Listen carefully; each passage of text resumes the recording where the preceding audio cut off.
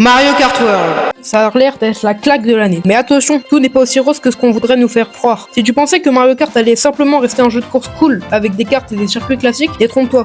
Dans Mario Kart World, on parle de mode ouvert, de véhicules volants ou même de cartes sous-marins. Ouais, t'as bien entendu, tu vas pouvoir te la jouer pilote de course dans les airs et sous l'eau, en plus de rouler à des vitesses sur des circuits. Mais voilà le petit problème, le prix. Les gens commencent déjà à râler sur les réseaux sociaux.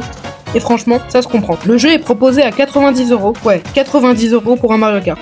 C'est un peu cher, non? Même pour des nouveautés aussi spectaculaires, qu'on pense, c'est un peu cher, non? Même qu'avant, un Mario Kart coûtait autour de 60€, là, on se dit que Nintendo a vraiment décidé de frapper pas. Mais est-ce que le jeu en vaut vraiment la chandelle? Tu vas pouvoir explorer des mondes ouverts, ce qui veut dire qu'il n'y aura plus de cette sensation de tout est déjà tracé. Les power-ups vont aussi devenir bien plus stratégiques. Terminer les classiques bananes et carapaces. Cette fois, tu peux modifier des boosts en plein milieu de la partie, choisir entre un laser pour attaquer, un bouclier pour protéger ou un boost de vitesse pour filer devant tous tes adversaires. Ajoute ça à des circuits et des raccourcis secrets et des épreuves inédites, t'as l'impression d'avoir un jeu bien plus ambitieux qu'un simple Mario Kart de course.